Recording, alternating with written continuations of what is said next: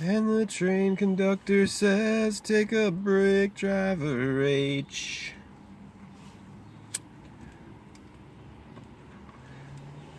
Driver 8, take a break, we can't reach our destination. Still a ways away.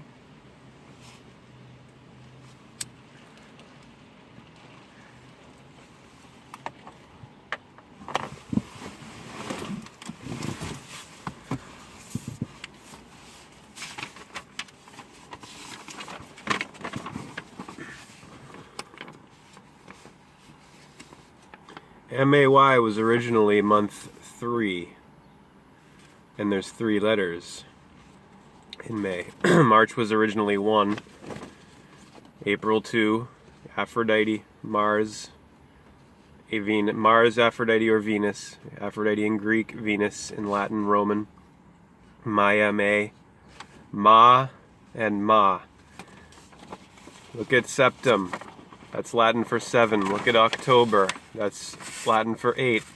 Look at November. That's Latin for 9. Look at December. That's Latin for 10. That would make January, Janus, Eri, El, even, and February 12. March 1. The ram of Aries, of the Arise, Horus Izon. The horizon line of the sunrise. That's where Aries is at 3 o'clock. The horizon of the east, where the sun rises. On the horizon, Horus Izon, Aries, arise, anagrams of the offspring of spring, of the spring quarter of March, Mars, April, Aphrodite, Venus. Mars and Venus. Men are from Mars, women are from Venus. Men are the spring, women are the autumn, the fall of even, of Eve. Adam is odd, Eve is even. Adam's the dawn, Eve's the evening. And that talking snake, well, that's the sine wave of the sun, the path of the papa, the father, the sun, on the ecliptic. The moon is the mother, so Adam is odd, Eve is even. God, devil, good, evil, light, dark, Luke, Darth. Hero and villain. Today is Maya of the May sons. Maya the 7th. The crescent was visible last night, finally, after the black moon of death, the resurrection of the sea of Christ at the crescent, of the crest of the wave, of Krishna, of Hare Krishna, Krishna Krishna, Hare Rama, Rama Rama, Hare Hare. 13 cash register synchronicities from yesterday to share with you today. There were 12 yesterday on 506 day, and 1 additionally from my purchase, which I will share first. After we continue reading from Carl Jung's The Undiscovered Self.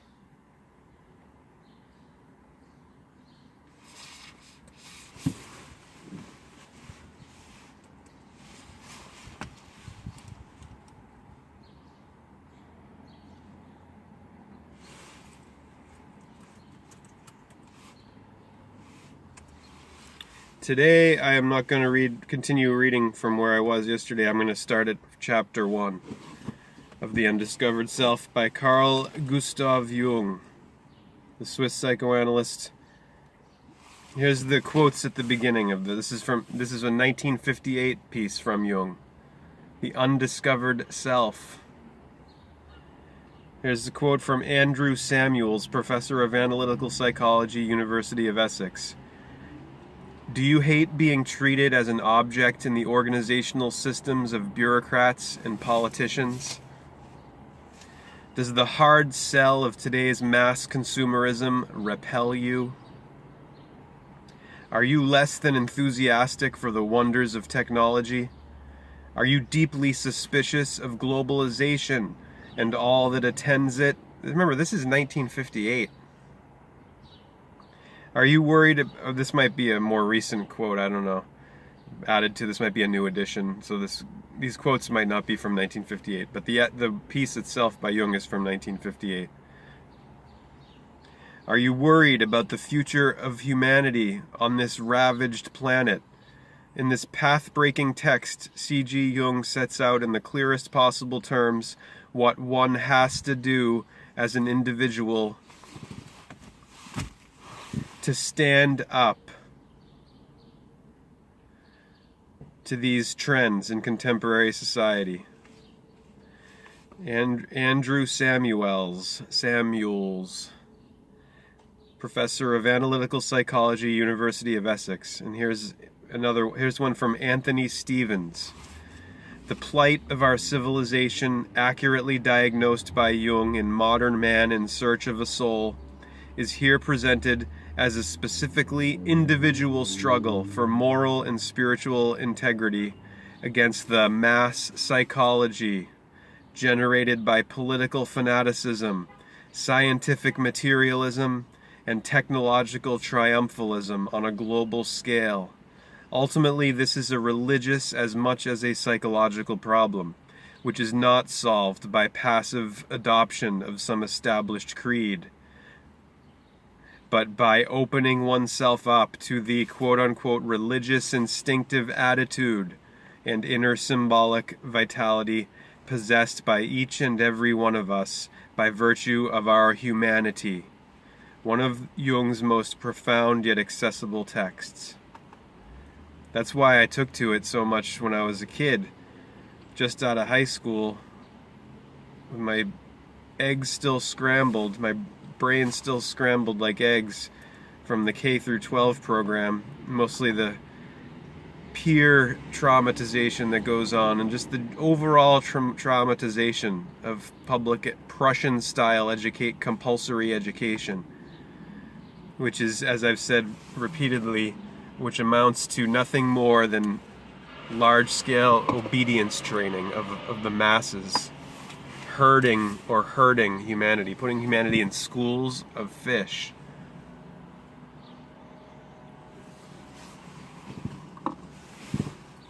And the end game of completely stripping humanity of its individual rights and liberties is upon us. The first chapter,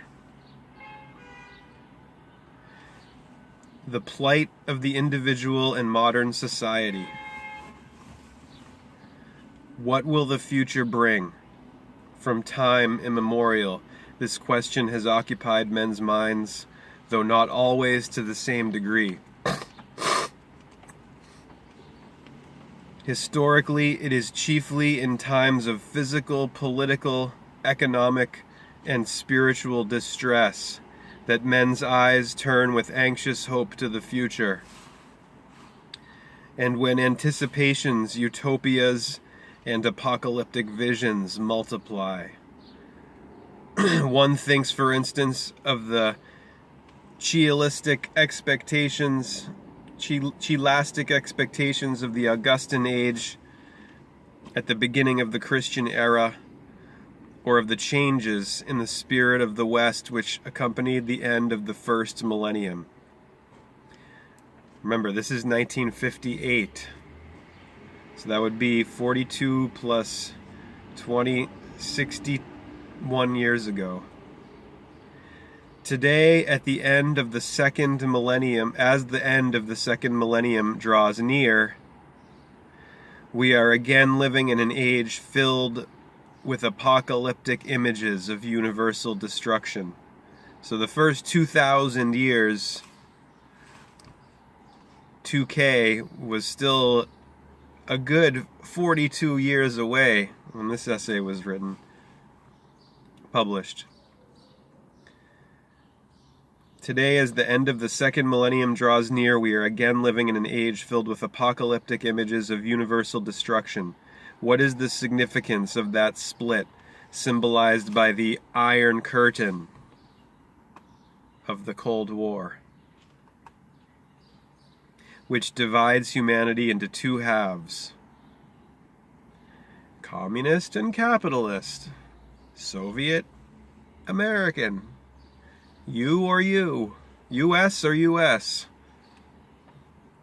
What will become of our civilization and of man himself if the hydrogen bombs begin to go off, or if the spiritual and moral darkness of state absolutism should spread over Europe?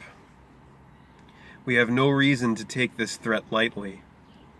Everywhere in the West, there are subversive minorities who, sheltered by our humanitarianism and our sense of justice, hold the incendiary torches ready, with nothing to stop the spread of their ideas except the critical reason of a single, fairly intelligent, mentally stable stratum of the population. One should not, however, overestimate the thickness of this stratum. It varies from country to country in accordance with national temperament. Also, it is regionally dependent on public education and is subject to the influence of acutely disturbing factors of a political and economic nature.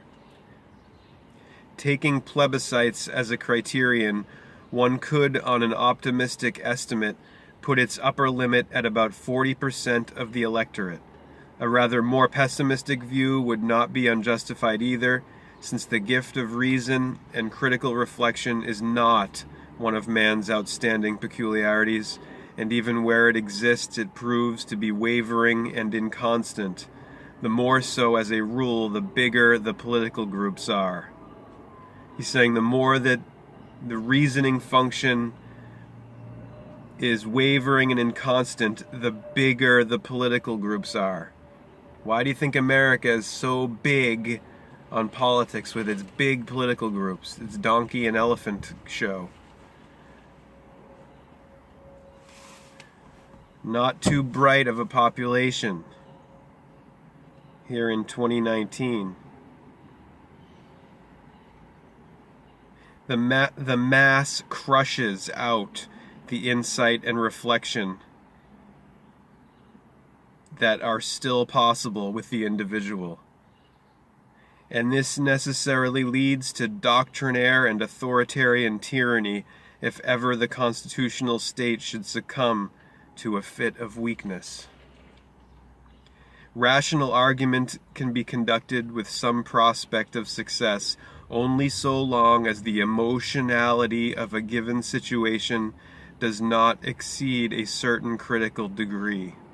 If the affective temperature, or as he said, the emotionality, if the affective temperature rises above this level, the possibility of reasons having any effect ceases, and its place is taken by slogans and chimerical wish fantasies. I'll never forget going to the Obama rally in Santa Fe and all the slogans and the signs, the change we can believe in. Yes, we can. And look at the last one with the trumpet. Drain the swamp. It's all marketing and it's all this disgusting mass-mindedness and exploitation. Wish fantasies. That is to say, a sort of collective possession results, which rapidly develops into a psychic epidemic. While everyone's worried about biological epidemics, what about the psychic?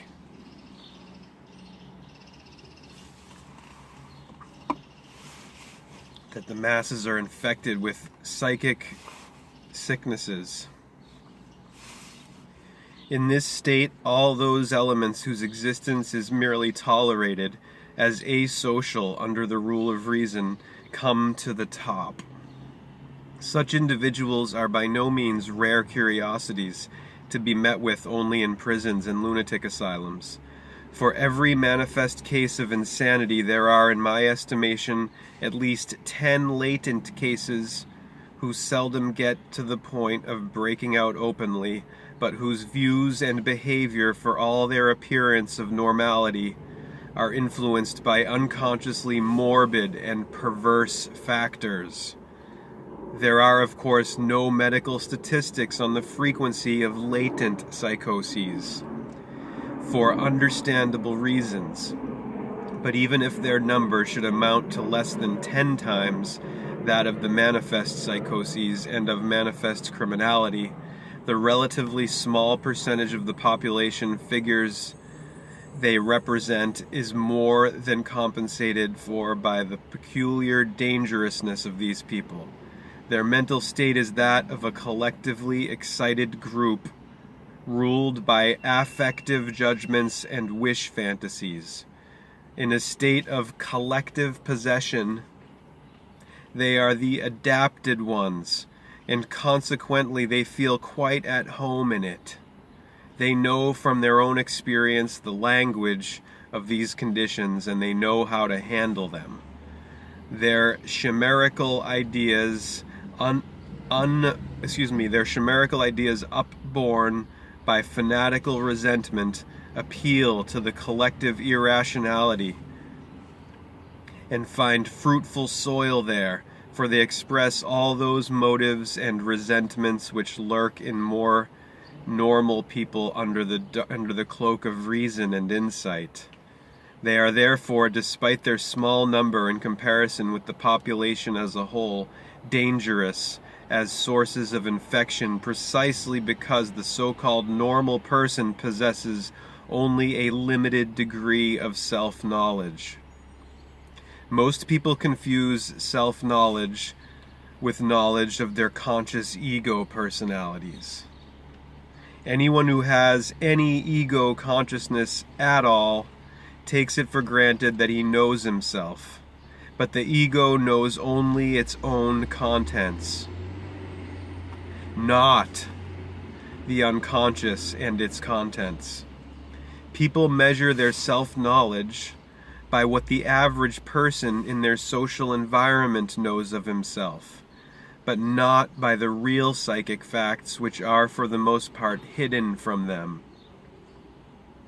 In this respect, the psyche behaves like the body with its physiological and anatomical structure, of which the average person knows very little too. Although he lives in it and with it, most of it is totally unknown to the layman, and special scientific knowledge is needed to acquaint consciousness with what is known of the body, not to speak of all that is not known, which also exists. What is commonly called self-knowledge is therefore a very limited knowledge, most of it dependent on social factors of what goes on in the human psyche.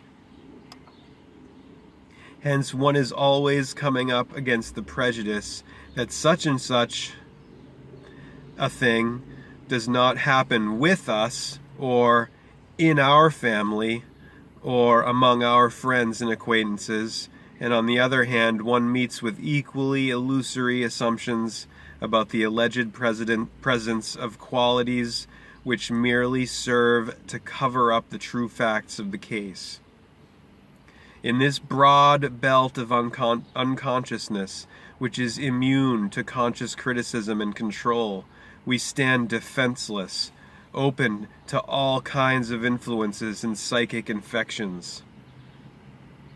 As with all dangers, we can guard against the risk of psychic infection only when we know what is attacking us and how, where, and when the attack will come. Since self-knowledge is a matter of getting to know the individual facts, theories help very little in this respect. For the more a theory lays claim to universal validity, the less capable it is of doing justice to the individual facts. Any theory based on experience is necessarily statistical. That is to say, it formulates an ideal average, which abolishes all exceptions at either end of the scale and replaces them by an abstract mean. This mean is quite valid, though it need...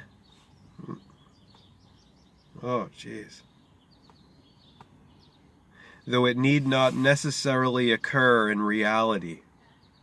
This average is valid, but it need not necessarily occur in reality.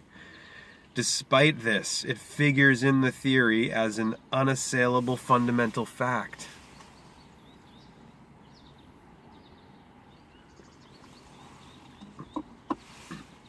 He's talking here about how statistical averaging, taking a mean, like you say you have 8 pencils, right, and you take their length, then you add them together and divide them by the number of pencils, and you come to the average of all those 8 pencils.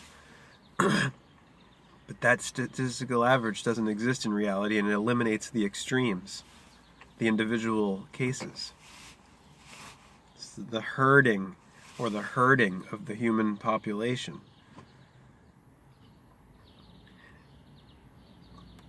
The exceptions at either extreme, though equally factual, do not appear in the final result at all, since they cancel each other out. If, for instance, I determine the weight of each stone in a bed of pebbles and get an average weight of 145 grams, this tells me very little about the real nature of the pebbles. You gotta have backbone to stand, to face the herd in your individuality as an exception to the rule, to the average.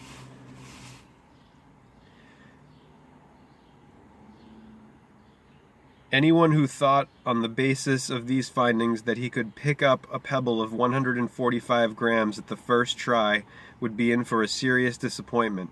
Indeed, it might well happen that however long he searched, he would not find a single pebble weighing exactly 145 grams. The statistical method shows the facts in the light of the ideal average, but does not give a picture of their empirical reality.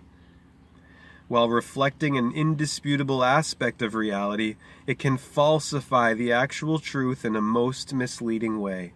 This is particularly true of theories which are based on statistics. The distinctive thing about real facts, however, is their individuality.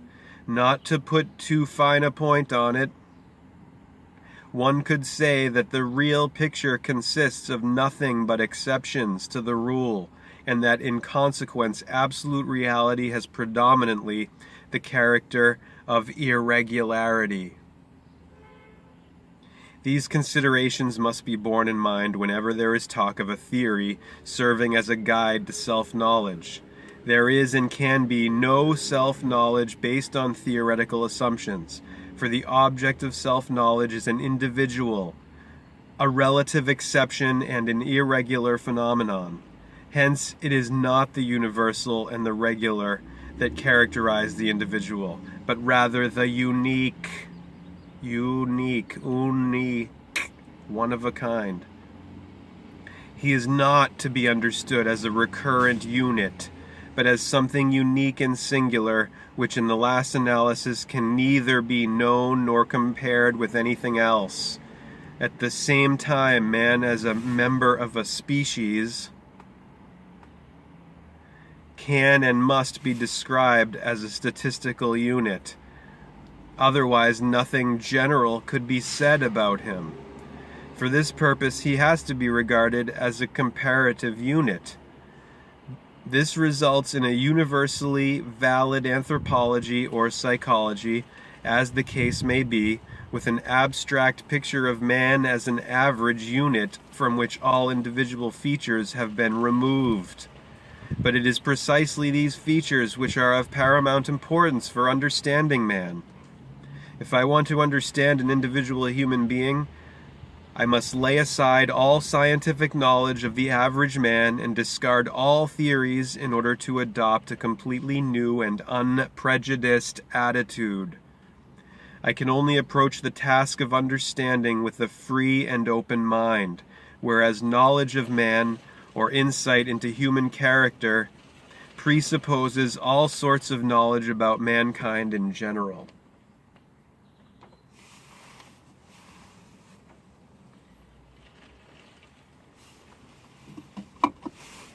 Now, whether it is a question of understanding a fellow human being or of self-knowledge, I must in both cases leave all theoretical assumptions behind me. Since scientific knowledge not only enjoys universal esteem, but in the eyes of modern man counts as the only intellectual and spiritual authority, understanding the individual obliges me to commit lèse-majesté, so to speak, to turn a blind eye to scientific knowledge. This is a sacrifice not lightly made, for the scientific attitude cannot rid itself so easily of its sense of responsibility. And if the psychologist happens to be a doctor who wants not only to classify his patient scientifically, but also to understand him as a human being, he is threatened with a conflict of duties between the two diametrically opposed and mutually exclusive attitudes of knowledge, on the one hand, and understanding on the other. This conflict cannot be solved by an either-or, but only by a kind of two-way thinking, doing one thing while not losing sight of the other. In view of the fact that in principle, the positive advantages of knowledge work specifically to the disadvantage of understanding, the judgment resulting therefrom is likely to be something of a paradox. Judged scientifically, the individual is nothing but a unit, which repeats itself ad infinitum and could just as well be designated with a letter of the alphabet. For understanding, on the other hand, it is just the unique individual human being who, when stripped of all those conformities and regularities so dear to the heart of the scientist, is the supreme and only real object of the investigation. The doctor, above all, should be aware of this contradiction. On the one hand, he is equipped with the statistical truths of his scientific training, and on the other, he is faced with the task of treating a sick person who, especially in the case of psychic suffering, requires individual understanding.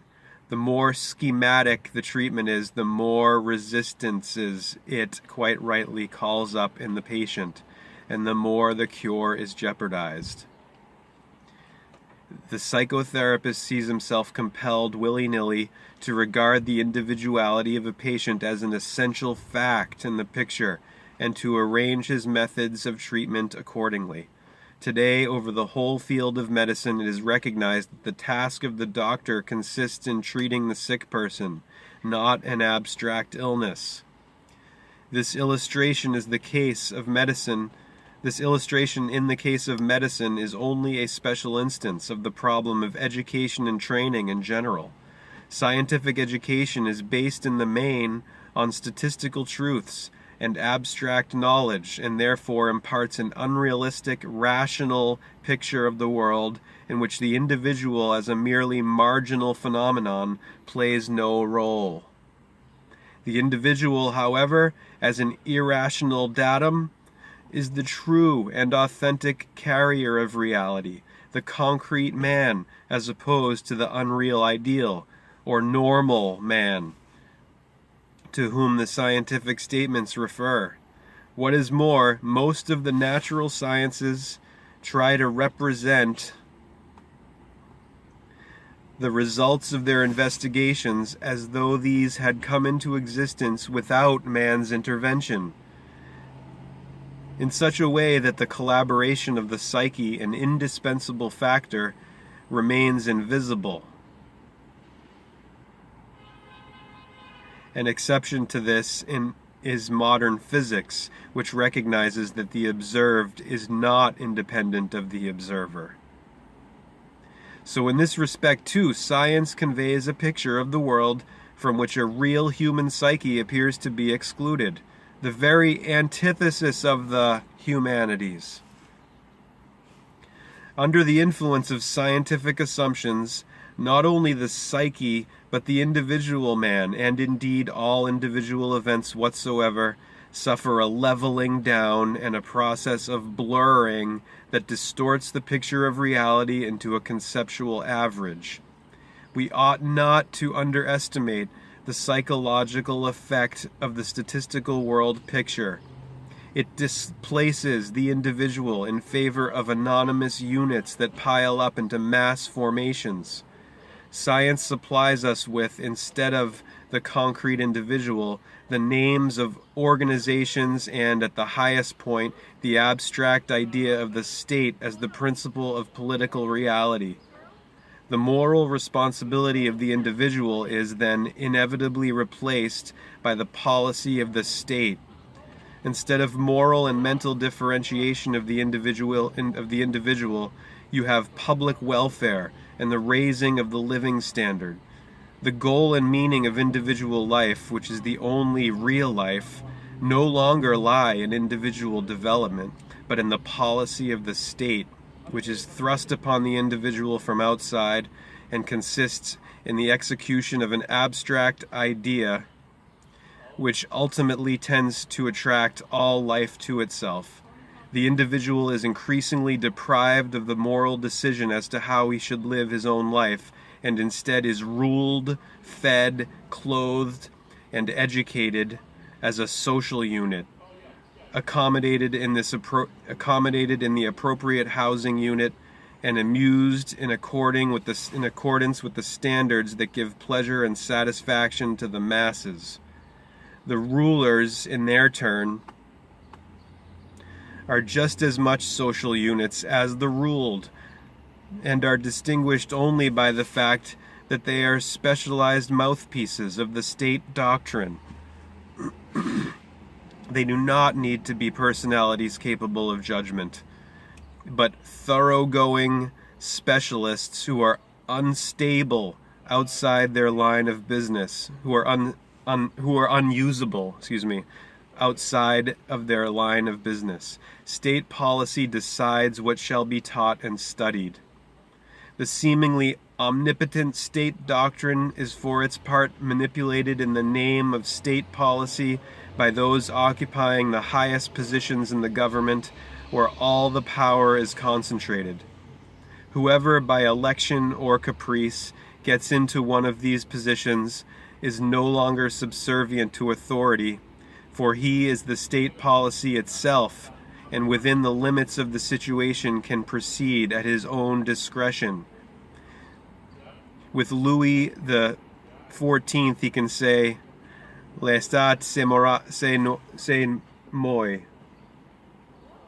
He is thus the only individual, or, at any rate, one of the few individuals who could make use of their individuality if only they knew how to differentiate themselves from the state doctrine. They are more likely, however, to be the slaves of their own fictions.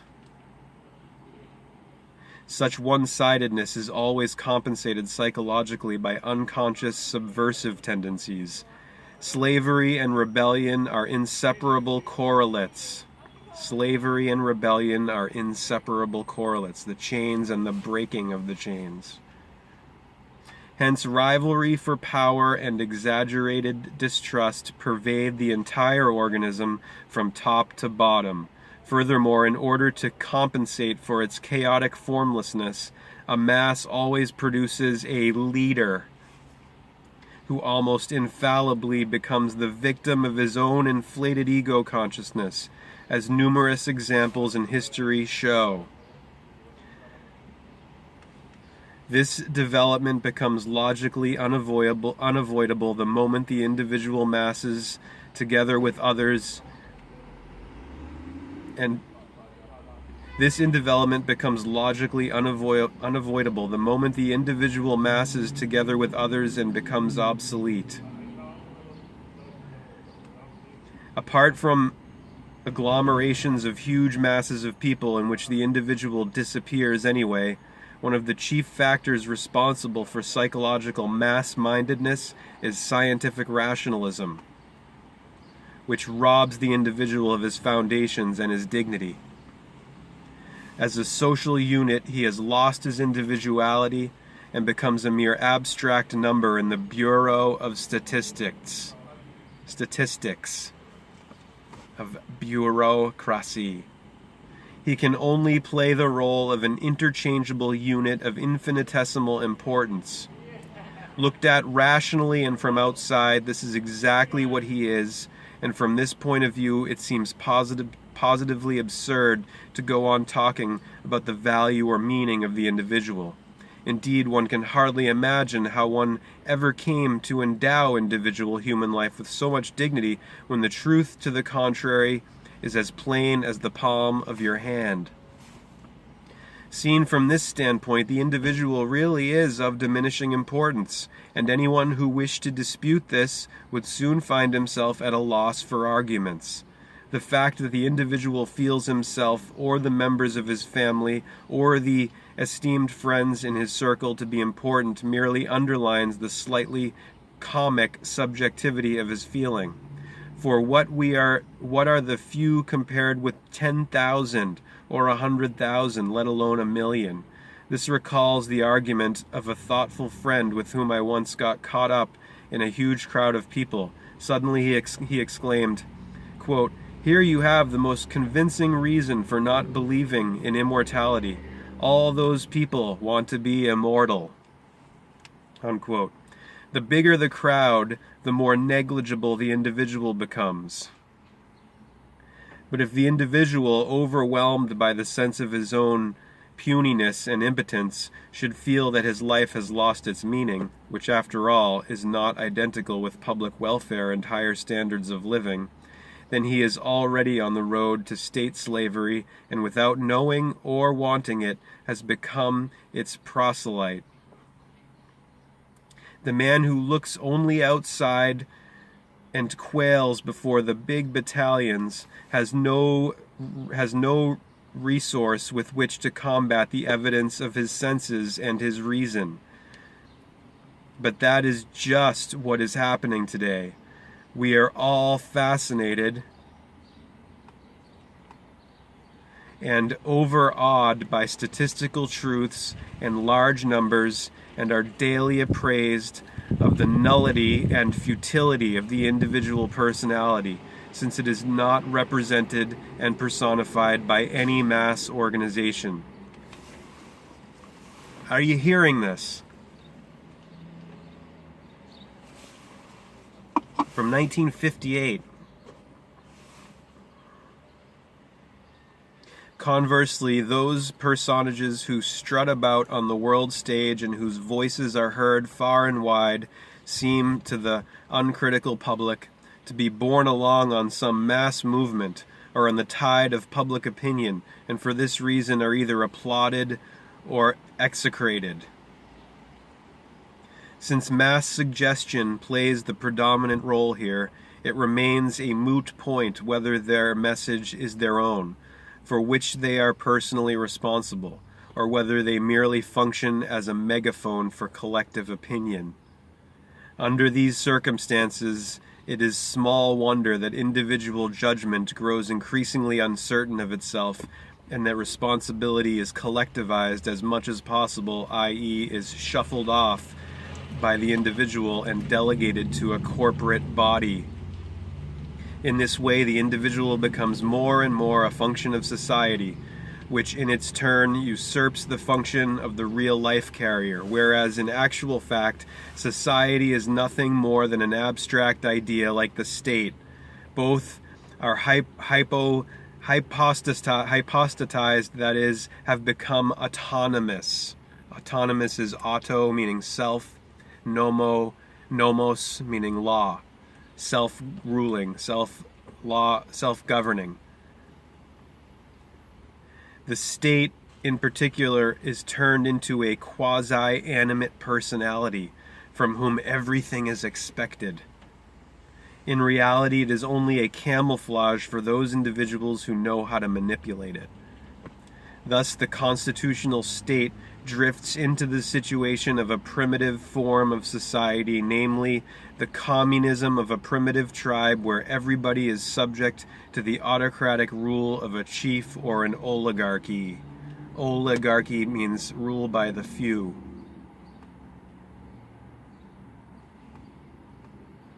So that's the end of chapter 1, 11 pages of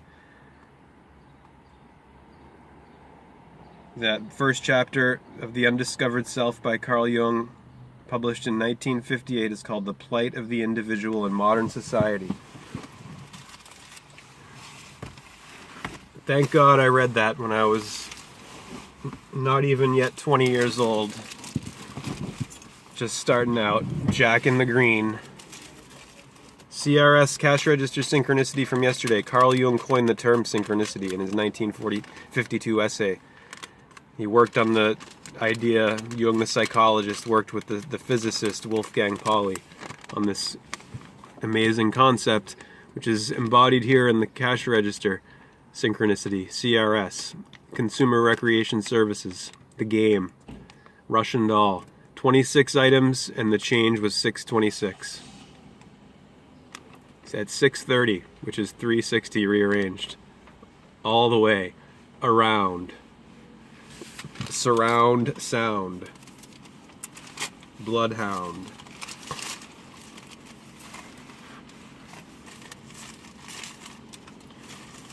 One of them seemed to have gotten away.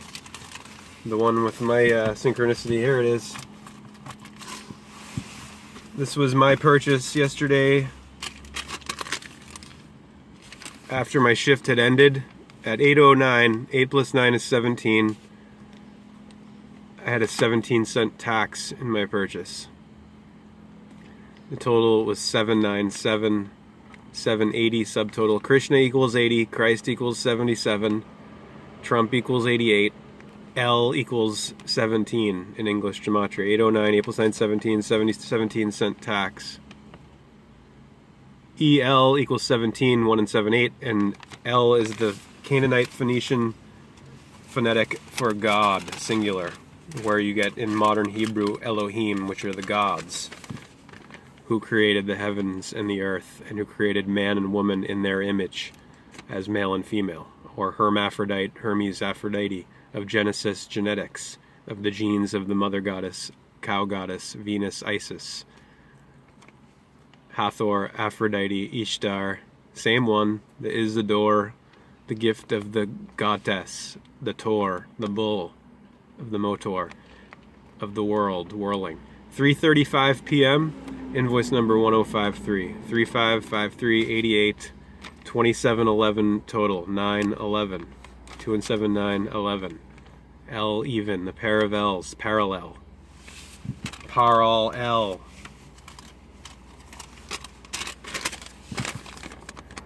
13 from yesterday. 1163, 112263, invoice number 6388 total. 63, 1163, 9, 11. Again, 88. Trump equals 88 miles per hour. Biff. The bully of the Bible, in which you must believe. 8 items at 328. Invoice number 1408. Total 1882. 88. HH 328. 8 items. Invoice number 1048. H8 of the infinite. Of the two bridged, made one. United, joined, yoked, yoga. That pair of bulls, the oxen that lead the cart, the Aleph and Om Mega. It was 5:06 yesterday, and this was Trader Joe's number 506 of The Matrix, streaming on Netflix. 2:52 p.m. Invoice number 1026. 52 and 26. 26 weeks and a half year, 52 and a whole year. Now, one own equals 52 in English gematria. In addition to Aries, Arise, Earth, and Heart, anagrams of the Ram, of the Cerebram. And God, mid, or dim, and mid, and dog, and mid, all equal 26.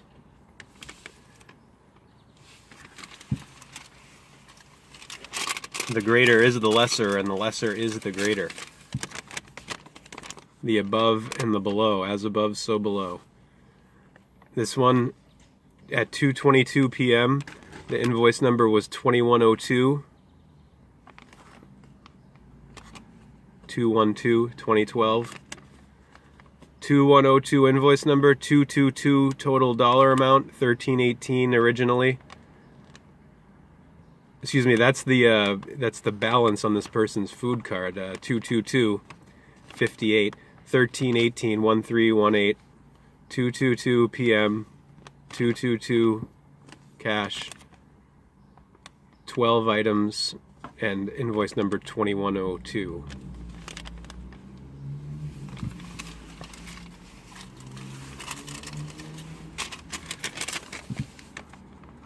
$2:42 p.m. Total was $24.86. 8 and 6, 14 items. 42 and 24 mirrors. Reflections. 1019 invoice number. 911. Emerge and see. 3:04 p.m. Total 3465. 3456. At 3:04 p.m. and invoice number 1033. Do you see the mystery, the majesty of the magic, of the magnetism, of the magnum PI? 32 items, 3:07 p.m., 11337 total. 11337. 3:07 p.m. 37